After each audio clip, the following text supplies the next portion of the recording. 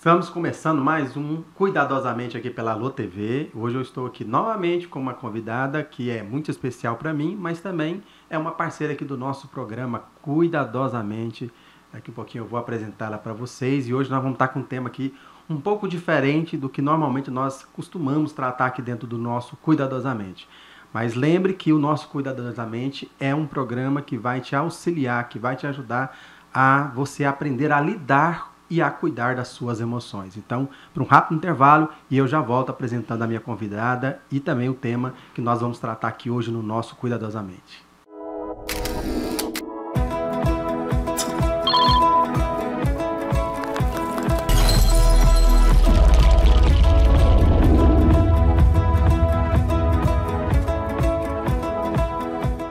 Apoiar a amamentação em todas as situações é deixar as crianças mais seguras e protegidas. É agir contra as desigualdades. É dar oportunidade para quem amamenta. É incentivar esse momento tão importante. É saúde, é equidade. A amamentação. Apoie em todas as situações. Ministério da Saúde, Brasil, União e Reconstrução, Governo Federal.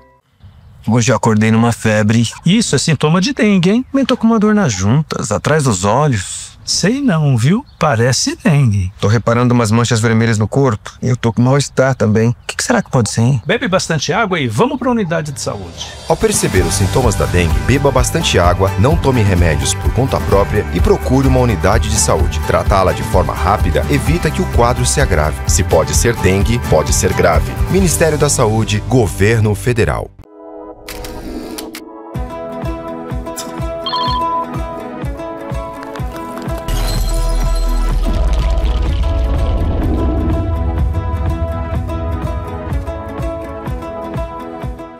Retornando aqui para o nosso primeiro bloco, eu estou aqui com a minha convidada Natividade, para os íntimos Nath, né? Posso chamar assim, Nath? Sim, pode. Isso, Nath já é uma querida aqui do nosso programa, que vem constantemente aqui com a gente, porque ela é uma parceira do nosso programa Cuidadosamente, uma profissional, né, que está sempre aqui nos ajudando a tratar e a trazer aí temas interessantes, né, atuais e provocativos algumas vezes.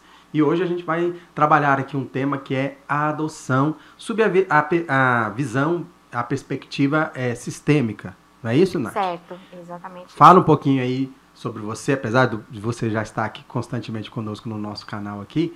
Fala um pouquinho sobre você, sobre a sua formação e também sobre esse tema tão interessante, tão relevante que nós vamos tratar aqui hoje no nosso Cuidadosamente e qual a relação que isso tem, inclusive, com a sistêmica.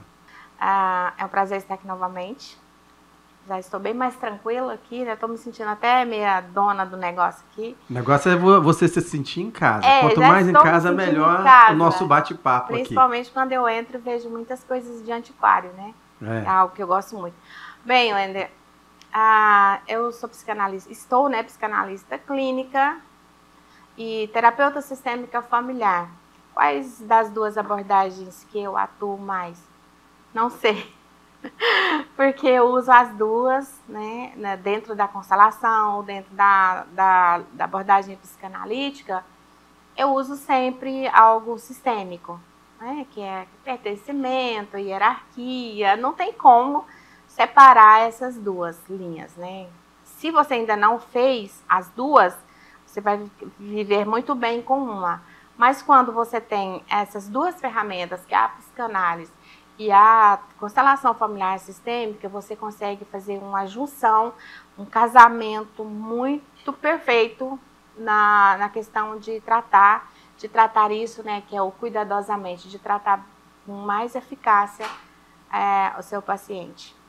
Eu queria iniciar aqui esse nosso bate-papo, porque hoje, inclusive, a gente está aqui com outro convidado muito especial, Exato. Que é o Igor, que daqui a pouquinho a gente vai apresentar ele aqui, ou ele vai se apresentar, vai falar o porquê que ele está aqui, né? Ele é seu filho. Sim. E hoje nós vamos falar aqui sobre a questão da adoção. E aí primeira pergunta, ou pelo menos a primeira provocação que eu queria fazer com você aqui hoje, Nath, essa questão de adoção é uma questão de vocação ou de decisão? Como é que foi isso para você? Inclusive, conta já um pouquinho para nós como é que foi essa questão da né, desse movimento seu de adoção em relação ao Igor, que é o motivo pelo qual ele está aqui hoje, para falar um pouquinho dessa experiência. Bem, eu não identifiquei, já até tentei identificar se era uma vocação, né? Mas não sei dizer assim o certo como aconteceu e quando começou. Porque desde que eu me entendo por gente, eu sempre dizia, eu quero ter filho biológico e filhos adotivos. Né? Eu sempre cresci, minha adolescência, quando eu casei, eu já fui para o casamento falando sobre a adoção. Então, eu não sei se isso era uma vocação, mas foi algo que, para mim, já nasceu comigo. Cheguei até a pensar uma certa vez que a questão da adoção seria para uma lealdade invisível aos abortos que minha mãe teve antes de mim. Ou seja, será que eu não estava querendo dar pertencimento a uma criança, aos meus irmãos que foram abortados, através de uma adoção? Né? Se for isso, os meus irmãos que foram abortados, eles são muito bem-vindos, mas ele não é o Igor. Né? E a adoção, ela não foi algo assim, nossa, vou pensar em adotar e vou lá e adoto, não. Né? Eu fiquei por um tempo, acho que 3 anos na fila de espera, e mesmo na fila de espera eu não tinha exigências, né? Eu só queria uma criança para adotar, eu só queria adotar uma criança. Quando você, só para a gente entender, você já tinha filhos biológicos? Já. Já? Eu já tinha 2 filhos biológicos, né? 3, na verdade. Eu já tinha 2 meninas e tinha tido um aborto. Né? E 10 anos depois que o Igor veio para somar na nossa família. Então, eu fiquei na fila de adoção e não acontecia adoção. E aí eu saí da fila de adoção. E aí eu fui orei, eu pedi ao Senhor, eu falei, Senhor, é o desejo do meu coração, sempre foi. Eu não sei, talvez se o Senhor tenha colocado isso no meu coração, mas o Senhor sabe onde está o meu filho adotivo. O Senhor vai trazer ele até a mim. E a adoção do Igor, ela foi assim algo foi um milagre, foi assim algo extraordinário, né? Aconteceu entre as 9 horas da manhã e às 6 horas da tarde. Então, a gente não tinha um quarto preparado, a gente não tinha um berço, a gente não tinha uma fralda, a gente não tinha nada. E nessa noite, eu acho assim, eu sempre gosto muito de pontuar isso, a noite que antecedeu a adoção dele, eu sonhei com ele. Tudo, a roupa, a manta que ele estava envolto. E aí eu acordei e falei assim, nossa, mas que sonho, foi tão real. Eu não tinha onde deitar ele e ele chorava muito. E eu falei assim, gente, que sonho é esse que aconteceu? E quando foi às 10 horas da manhã, eu recebo uma ligação falando sobre ele. E aí eu fiquei super apavorada, já falei com as minhas filhas, né? Tinha a Ana Paula e a Ana Flávia. Sentei com elas, conversei e liguei para o pai dele. Falei assim, olha, tá assim, essa questão é para hoje. Quando eu volto, as meninas estavam de joelho lá no quarto, orando pelo irmãozinho. Então, assim, aconteceu assim, muito rápido. E, literalmente, aquele desconforto de não ter onde dormir, de não ter uma madeira, de não ter nada, eu passei, literalmente, com ele quando a gente trouxe ele para casa.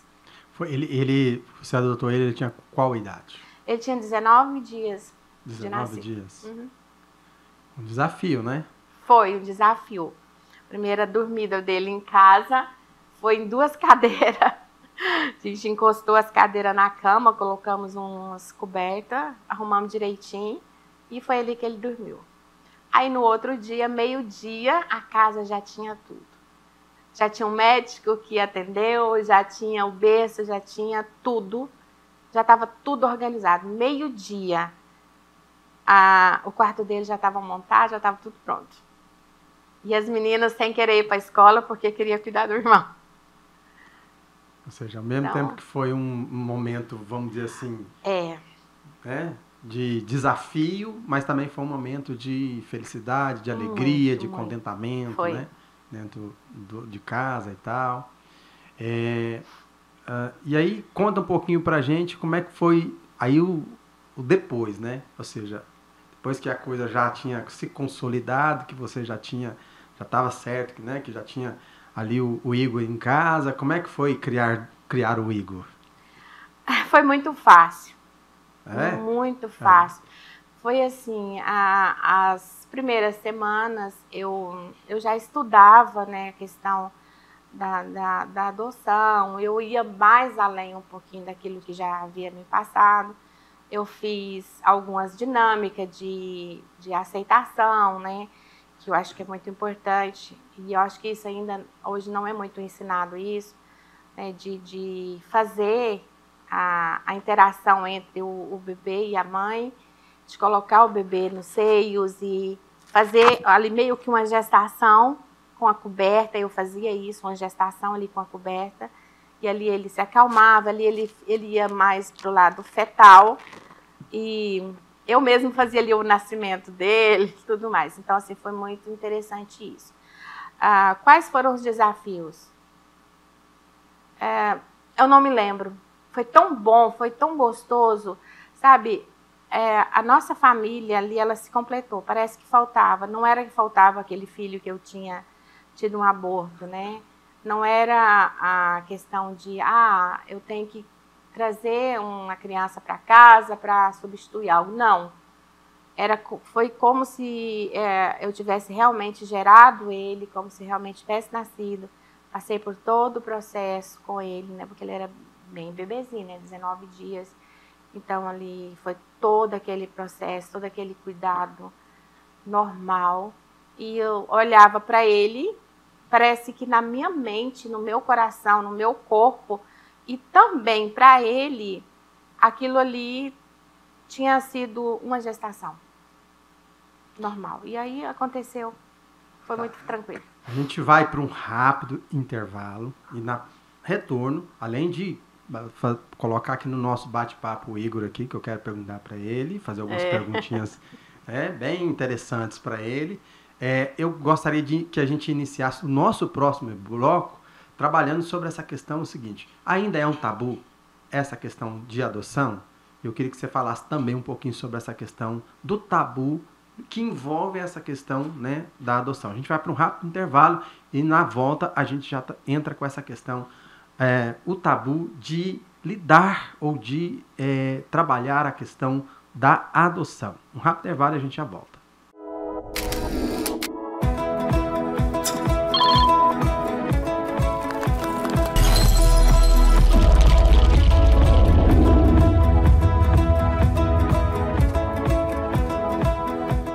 No Brasil, de cada 14 potenciais doadores de órgãos, apenas 4 realizam a doação. A recusa familiar é um dos principais obstáculos e um dos principais motivos é a ausência de diálogo sobre o assunto. Pensando nisso, reunimos algumas famílias e perguntamos: você quer falar sobre doar órgãos? Não. Não. Não. Falar de doação não é fácil. Eu sei a importância que é, mas não nem consegui falar. Porque falar sobre doar órgão é falar sobre morte. Agora, pedimos para que integrantes de cada família saíssem da sala. Então, refizemos a pergunta. E se seu filho, seu marido, pai, precisasse de uma doação, você falaria sobre doar órgãos?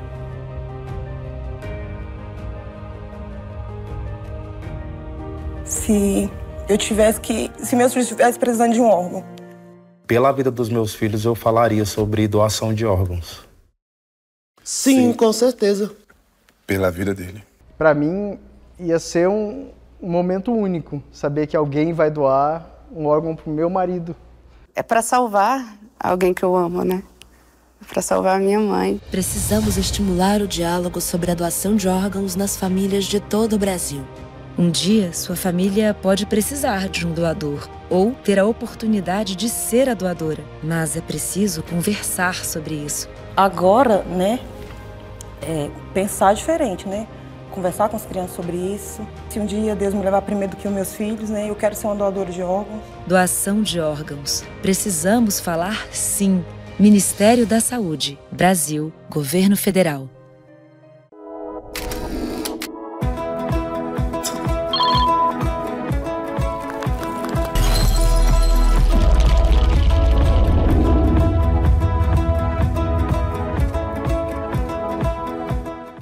retornando aqui para o nosso próximo bloco, a gente vai entrar agora aqui naquela temática que é adoção. É ou não ainda um tabu? No mundo, em especial, no Brasil. A gente aqui pode dizer no interior do Brasil, porque nós estamos em Goiás. Então, a gente está falando do interior do nosso país. E aí eu queria perguntar, tanto para a minha convidada aqui hoje, Natividade, a nossa parceira aqui do Cuidadosamente, que é uma pessoa que passou pela experiência da adoção, quanto para o adotado que está aqui hoje conosco, que a Natividade fez questão de trazer aqui para compartilhar com a gente como é que foi a experiência dessa questão da adoção. Aí eu vou fazer assim, Nath, com a sua permissão, eu vou inverter, eu vou começar perguntando para o Igor, antes de você responder. Eu gostaria que você falasse um pouquinho quem é o Igor e o que o Igor faz. Muito prazer, eu sou o Igor. Hoje eu sou empresário, trabalho no ramo de audiovisual, trabalho como parte de vídeos, fotografia, todo o ramo de audiovisual. Hoje para mim o Igor o Igor de hoje não é o mesmo Igor de alguns anos atrás, porque alguns anos atrás eu era uma pessoa que não sabia o que estava fazendo no mundo, não tinha uma perspectiva, estava o tempo todo ali meio perdido, meio sem rumo, sem saber, como se diz assim, não tinha seu lugar. Não tinha o meu lugar, eu realmente não tinha esse lugar. E o Igor de hoje é empresário, é filho, é marido, então assim, foi 4 anos ou 5 anos de uma mudança radical na minha vida, que assim... O que promoveu essa mudança, Igor?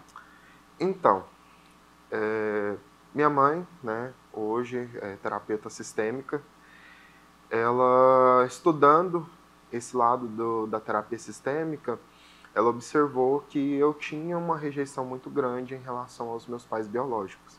No caso, eu não incluía os meus pais, eu excluía eles da minha vida. É como se eles não existissem. E o fato de eu excluir esses pais biológicos, fez com que eu também me excluísse. Então, o fato deles não existir também fazia com que eu não existisse. Eu excluía eles e me excluía, porque sem eles eu não existo. Uhum. E dentro da terapia sistêmica, eu olhei para esse lado e eu observei que eu não precisava, não precisava ter contato com eles, eu não precisava ver eles fisicamente, mas eu precisava incluir eles dentro de mim, dentro do meu ser. E dentro da terapia sistêmica a gente olhou para esse lado e aí foi aonde eu saí daquele Igor que não sabia o que estava fazendo no mundo e me tornei o Igor que sou hoje. Empresário, marido, filho, uma pessoa que vai para a vida, que tem energia para poder ir para a vida. Hoje você está com quantos anos, Igor? Hoje eu estou com 29 anos. 29. Então até os 25 anos ou 24 anos, você era uma pessoa que estava ali tendo dificuldades com essa questão da figura materna, da figura paterna biológica, ou seja, Sim. Você não tinha contato, você não queria, na verdade, ter esse contato. Agora, eu queria voltar lá um pouquinho antes, ou seja, a Nath falou aqui para nós que a chegada sua lá na casa foi festa, foi só... E para o Igor, depois que começou a ter alguma consciência, que começou a entender essa questão de que você... Eu vou fazer a pergunta, que isso aqui é, na verdade, para os dois. Essa questão da adoção foi uma questão velada ou foi uma questão, de alguma maneira, já sempre colocada de forma aberta dentro da família? No caso, para você? No caso, para mim, sempre foi uma questão de forma aberta. Eu sempre soube que eu era um filho adotivo. Sempre tive isso muito claro. Só que nunca me senti excluído pela minha família adotiva. Lá dentro, eu era sempre muito amado, sempre muito querido. Então, eu fui muito bem recebido. Não existiu exclusão, não existiu diferenciação das minhas irmãs, que são biológicas, e de mim. Na verdade, muitas das vezes elas falam que eu tive mais privilégios do que ela. Eu suspeito que sim. Eu tenho as minhas suspeitas que... Mas, assim... Ela chegou no tempo das vacas gordas. Eu já cheguei ali depois do... Mas... dentro da minha família eu nunca sofri nenhuma exclusão, nem nada do tipo. Muito pelo contrário. Mas apesar de não ter sofrido, né, ali, né, um processo, né, de rejeição, nem nada, por parte da família adotiva, mas mesmo assim você ainda sofria com o fato, por exemplo, de, eu de alguma maneira, né, porque se você tinha alguma coisa com relação a essa coisa do pai e da mãe biológica, é porque de alguma maneira batia dentro de você alguma coisa. E o que batia? Sim, no caso eu sentia uma... por mais que eu estava sempre alegre durante o dia, o tempo todo, principalmente ali naquele período da adolescência, eu me sentia muito excluído. Me sentia muito só, muito triste, apesar de estar sempre rodeado de amigos, sempre minha família sempre amorosa, sempre junta. Mas quando eu chegava em casa, que eu colocava minha cabeça no travesseiro, eu sentia um sentimento muito forte de exclusão. Como se eu não existisse, como o que eu estou fazendo aqui, para que eu vim no mundo. Eu senti um sentimento muito forte de exclusão. Isso chegava de alguma maneira, assim, não sei se a Nath chegou a observar, a ver, seria algo, por exemplo, uma depressão? Ou pelo menos uma tristeza, né? É uma tristeza muito forte. Eu não digo que chegou ao ponto de depressão, porque como minha mãe sempre foi muito assim próxima, minhas irmãs e meu pai, a gente teve sempre um contato muito próximo. A gente não chegou a esse ponto de depressão. Mas eu acredito que se eu não tivesse tido essa proximidade muito grande com os meus pais, poderia ter chegado a esse ponto. Porque era uma ansiedade. Eu digo que hoje, né, hoje a gente fala ansiedade, né, mas na época a gente não falava tanto sobre isso, né? Mas hoje é considerado uma ansiedade, aquele tipo pânico, aquela crise de ansiedade forte, onde você você fica ali super ansioso, não sabe o que faz, dá a crise de choro e não tem um motivo aparente. E quando foi a virada, né? Ou seja, de todo esse processo aí para você, o que aconteceu? Para mim, no caso, a virada de todo esse processo foi no momento em que eu percebi que eu precisava reconhecer os meus pais biológicos como pais e colocar os meus pais adotivos como pessoas que estavam para servir ali o meu sistema. Mas a minha pergunta é assim, isso foi feito um processo em que você estava, de alguma maneira, foi um processo mental, ou você teve ali alguma intervenção nesse sentido? Ou seja, você passou por um processo, como é que foi isso? No caso, eu passei no caso eu fiz a terapia, né, com o acompanhamento da minha mãe. Eu fiz ali a constelação, a terapia, e ali dentro eu passei por todo... Antes da terapia, ele fez tratamento com o doutor... Com o doutor Miguel. Que era da Liga? O Miguel Valadão. Miguel Valadão. Isso, eu fiz também terapia com o doutor Miguel Valadão. Fiz acompanhamento com ele primeiro, porque minha mãe sentia que talvez eu não me abriria e não olharia para esse lado com ela. Só que com o doutor Miguel eu tive uma abertura de consciência ali para ter uma noção de o que é que está acontecendo. Só que ali dentro da constelação foi onde eu vi realmente que eu não olhava para os meus pais. Que eu realmente excluía eles, e foi onde eu fiz aquele processo de aceitação deles dentro do meu campo, onde eu incluí eles e me incluí. Mas antes disso eu tive muito essa questão de me sentir rejeitado, mesmo não sendo. E além da rejeição, ele teve também outros problemas, né? Que foi gastrite, pedra na vesícula, inflamação no esôfago. Ou seja, pela medicina, a inflamação no esôfago não teria como fazer uma cirurgia, né? Então, a ideia é que ele ia tomar remédio para essa inflamação no esôfago por longas e longas datas, né? E eu olhava, eu via um rapaz saudável, né, forte, como diz outro, vistoso, né?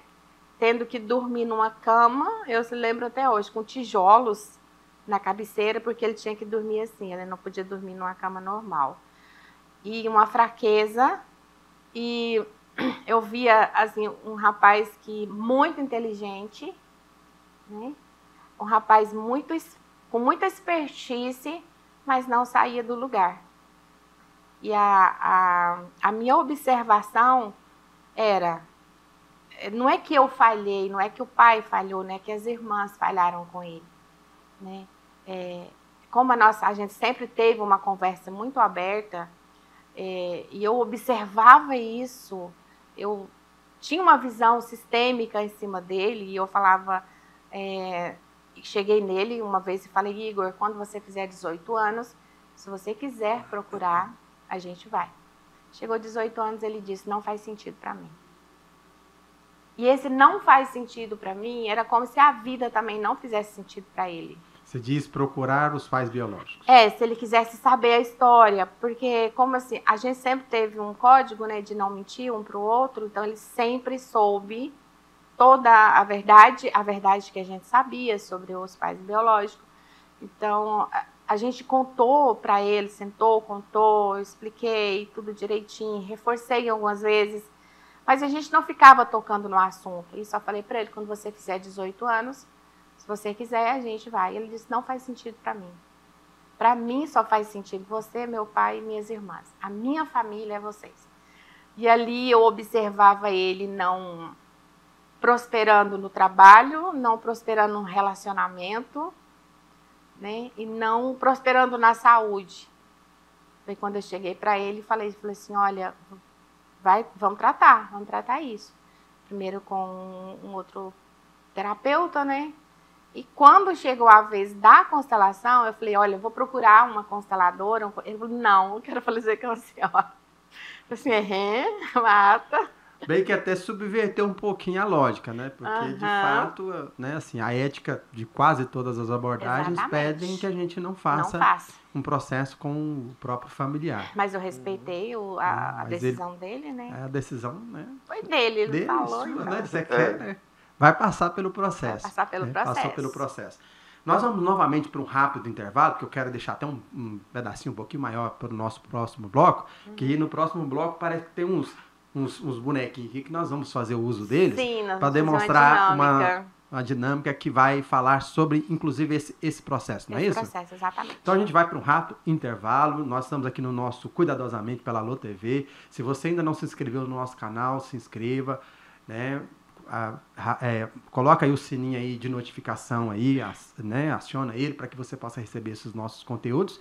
E eu sempre gosto de lembrar, né, para os nossos seguidores aqui, para a nossa audiência, né, o conteúdo que nós buscamos produzir aqui é um conteúdo para te auxiliar, para te ajudar você a lidar melhor com as suas emoções e a proteger as suas emoções. Então é aquele tipo de conteúdo que você tem que compartilhar com seus amigos, com seus inimigos, com as pessoas, né, com a sua família, com todo mundo aí, para que esse conteúdo nosso possa chegar ao máximo de pessoas possível. Então a gente vai para um rápido intervalo e no próximo bloco a Nath vai fazer aqui um movimento aqui mostrando uma dinâmica para nós, como é que funcionou ou como é que funciona em relação a essa questão da adoção, não é isso, Nath? Sim.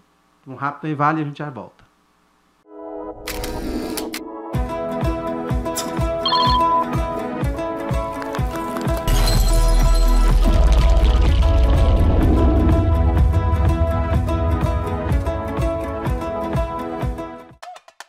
Juntar a família, cuidar dos nossos, é muito Brasil. E vacinar contra a gripe também. Vem, vem, vem, todo mundo vacinar.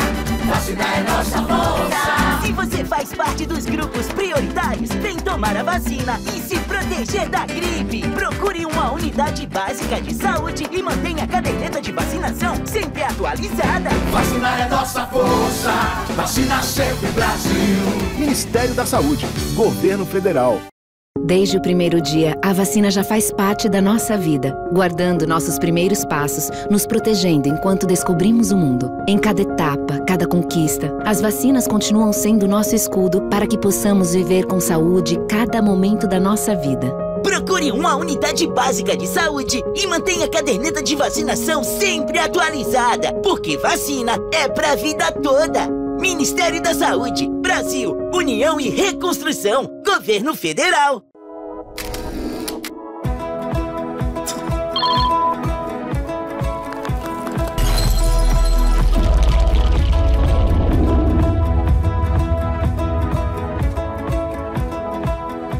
Pronto, retornamos aqui para o nosso próximo bloco. E antes da gente fazer aqui aquele movimento, mostrar aqui, né, os bonequinhos da constelação familiar, ou da sistêmica, a gente ficou devendo a sua fala sobre a questão do tabu. Falasse um pouquinho sobre isso, até porque você, particularmente, é alguém que lidou e lida ainda com essa questão, né, porque a adoção é para a vida inteira. Exatamente, a adoção é para a vida inteira. Eu passei por algumas questões na época da adoção, né, de tabus de outras pessoas, sim. A questão de eu ter adotado uma criança de uma cor diferente das minhas, né? A questão de, você já tá, sua caçula está com 10 anos e você ainda quer adotar. Hoje, o que eu observo ainda quando eu encontro com mães adotivas é a questão delas, praticamente elas não aceitam que os filhos são adotivos. Existe ali uma questão de não falar, né, um segredo, sabe? Parece que tem um segredo ali que não pode ser revelado, porque se falar que a criança é adotiva, a criança vai sofrer, a criança precisa de muitos mimos para esquecer a história ruim que ela viveu. Isso é tudo falácia, isso não acontece. Então, os tabus, eles vêm a questão de eu não quero falar sobre adoção, eu quero adotar no silêncio, eu quero outras coisas que a gente escuta muito de pessoas mas eu vou adotar uma criança que nem é meu filho e essa criança vai vir me dar trabalho, vai trazer a zinhaca, né, a palavra certa, vai trazer as zinhacas lá da sua família e vai vir com a maldição hereditária. Então, esses tabus, eles são muito fortes e isso tem impedido as pessoas de terem um relacionamento com a questão da adoção. Então, a adoção, para mim, ela não é só um ato de amor. Porque a gente adoção é amor, adoção é isso. Não, para mim a adoção ela tem que ser da seguinte forma. Ela tem que ser algo que parte da sua alma. E quando isso parte da sua alma, não interessa. Não interessa quem é o sistema familiar dessa criança, não interessa a cor, não interessa se ela tem alguma deficiência física, se ela tem alguma deficiência cognitiva. O que precisa olhar é para a alma dessa criança e assim entrar para o processo de adoção. Para mim foi isso. Isso. Igor, para você, essa questão de, desde o início, saber, foi algo que você achou que foi mais interessante ou você preferiria, tipo assim, não, eu sou filho da minha mãe, sou filho do meu pai, não importa. Como é que é isso? Você era um pouquinho difícil, por causa da cor da pele, né? Uhum. Daria um trabalho para poder dizer assim, vou esconder esse menino aqui, vou manter esse menino em segredo, né? Mas para mim seria mais complicado, mas para mim foi muito positivo. Hoje eu vejo assim, eu já vi famílias, já tive contato com outras famílias que têm filhos adotivos, que tentaram até, de certa forma, manter o filho ali na ignorância, na ignorância no que eu falo, né, de deixar ele sem o conhecimento de saber que ele é um filho adotivo. Uhum. E eu vejo que a forma, o fato de eu saber desde criança que eu sou um filho adotivo, me trouxe uma falta de conflito interno. Uhum. De tentar sempre querer saber por que meu pai e minha mãe é diferente de mim. Uhum. Ah, mas minha mãe tem isso, eu não tenho. Ah, mas minha mãe faz isso, eu não consigo.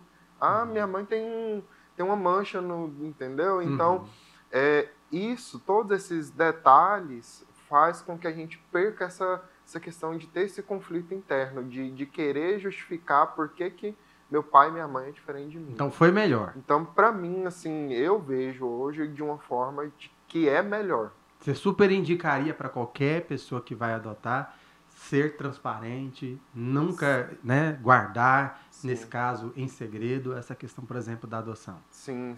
Como adotado, eu estou perguntando como adotado. Sim. É muito positivo. Eu vejo como uma forma muito positiva essa questão da criança saber, porque ela vai absorver melhor, sabendo desde criança, sobre o fato da adoção, do que quando ela chegar lá na vida adulta e você tentar explicar para ela que você escondeu toda uma vida de que ela era uma criança adotiva. E até você explicar, como diria aquele ditado, né? Que focinho de porco não é tomada. Esse adulto ou esse adolescente, ele já se revoltou, já se transtornou, já se irou, entendeu? Já começou a criar uma revolta interna. E essa revolta interna, ela vai levar para prejuízos incomparáveis na vida desse adotado. Por exemplo, questões que a gente já trabalhou, drogas. Nath, você vai estar aqui com os bonequinhos aqui, você vai mostrar algo aqui pra gente. O que é isso que você vai mostrar pra gente? Eu vou mostrar como funcionou, como foi a constelação do Igor, tá? Como a gente trabalhou essa questão.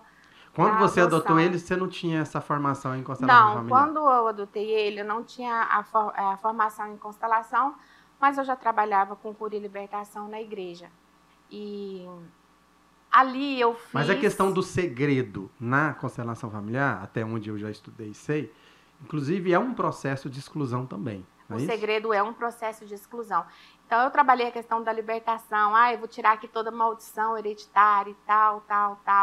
Era uma coisa que eu não entendia muito bem. Hoje eu sei que não funciona dessa forma, né? Mas a questão do que a gente trabalha é sempre trabalhando com a verdade, inclusive no código, né? A gente tem um código. Qual que é o nosso código? Eu nunca minto para você? Nem eu para você. Então, sempre de pequenininho, quando eu ia conversar com ele, eu já colocava minha mão. Quando eu colocava a minha mão, ele já colocava a mãozinha dele. E aí, ele tinha tranquilidade de saber o que eu ia falar para ele. E se eu fizesse assim, ele tivesse feito alguma coisa de errado, ele já chegava e falava tudo. Então, isso aqui era o que a gente usava. Então, vamos lá. Como a gente começou?